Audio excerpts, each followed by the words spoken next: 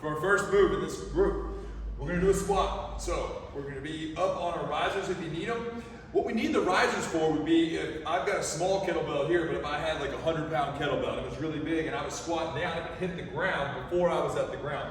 So the use of the risers gives us a little clearance so that if we have a bigger kettlebell, we can pull ourselves down and achieve a depth where the kettlebell won't hit the ground. But we don't reach for the ground. We're not trying to drop our kettlebell to the ground and get in a hinge position or drop and then go from the back.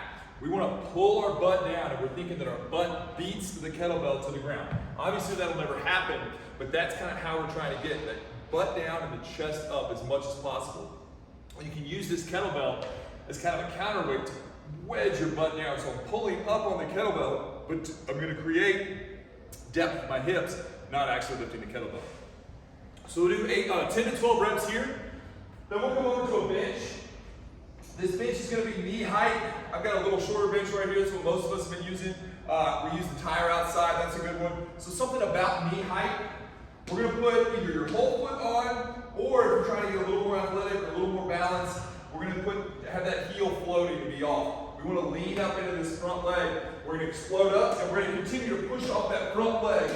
Okay, I like to throw my hands where I go. So if I'm going down, my hands come down. If I go up, my hands go up. And I'm trying to keep 90% of my weight up in this up leg here. Okay? Again, weight in the toes, big explosions. Pushing off, and as soon as we hit, we're going again. We're going to do 6 on each side. Your heart rate's going to be pretty high there if we're going hard enough. If you come out of that like, hey, whatever, then we need to go harder, okay? Some of you all might not like to jump. That's fine. We'll use a little side kick. Lift the knee up, lean, kick out, bring the knee back in. Lift the knee up, lean, kick, stand back up. You may need a little help. Don't lean on the wall. Don't hold on for dear life. Lightly tap, 1 or 2 fingers. Back up. Lift, kick, back up. Again, that's only if we're not going to be doing our jumping.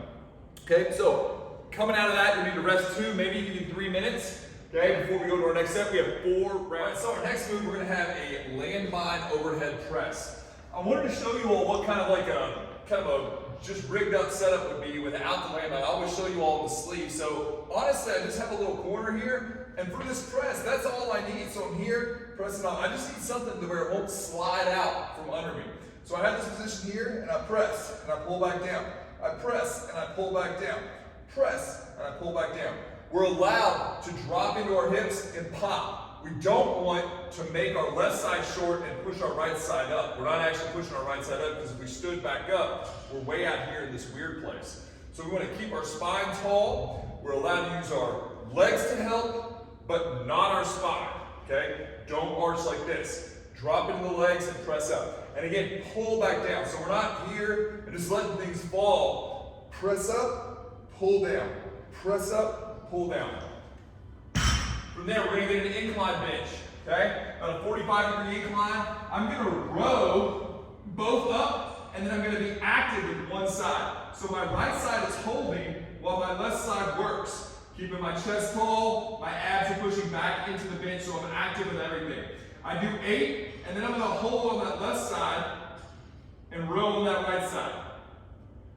And again, I'm going to get 8 on each side. When I'm done with that, I'm coming over here. I've got 2 orange bands tied together. Orange is probably plenty. Put the knot on the back side. Very important, we cross these bands. If those bands don't cross, you're like, this is the easiest thing in the world. Why are we doing this? Cross those bands, slide your hands, your whole wrist into that the band there. We're gonna be in a half kneeling position. We're reaching out forward and back. Forward and back. And I'm trying to keep my elbows at shoulder height. Reach forward, we retract our shoulder blades and externally rotate our upper arm. Reach out, come forward. Notice how I'm not swaying a whole lot. I use my legs and my core to keep my lower body still while I do 12 to 15 reps here. We'll come back around, we'll have our landmine press, 8 reps both sides. We'll do 8 reps each side here. Again, isometric hold on one side while we're rolling with the other, then switch. And then here we got 12 to 15. Try to switch your knees up, so if your right knee was on the ground, last round, try to put your left foot on the ground. That's not an end of the world type thing, but 12 to 15 reps here. We'll do 4 rounds of this. So last circuit, we're gonna start with a kettlebell swing. So we're gonna have our feet shoulder width apart, maybe a little bit wider. We're gonna have the kettlebell in front of us. We're gonna rock it back as we load it to our hips. So my weight's forward, I'm sitting it back into my butt. I've got my toes locked down into the ground. Hike the football and throw the hips forward. Okay? I'm not trying to throw the kettlebell way up here. I'm trying to throw the kettlebell forward. I'm trying to reach out forward as far as I can and then rip it back. Okay? I'm gonna have a strong contraction here with the hips and my abs stop me. I don't want to overextend. Don't arch that back. Those abs are our brakes and don't allow that spine to extend. If those abs aren't on, your spine will bend, your back will hurt. We'll do 12 there. Then, we're going to do a prisoner walk. If you have a hill that you can walk up, this is infinitely more fun. I very much encourage you to get to the bottom of a hill. We're going to sit down as low as we can. Put our hands behind our head. Open our chest, open our arms, and we're going to walk backwards. I'm trying to extend my knee each time. I want to walk for a solid 30, 45, 60 seconds, okay? Uphill is so much more fun. I can't emphasize that enough.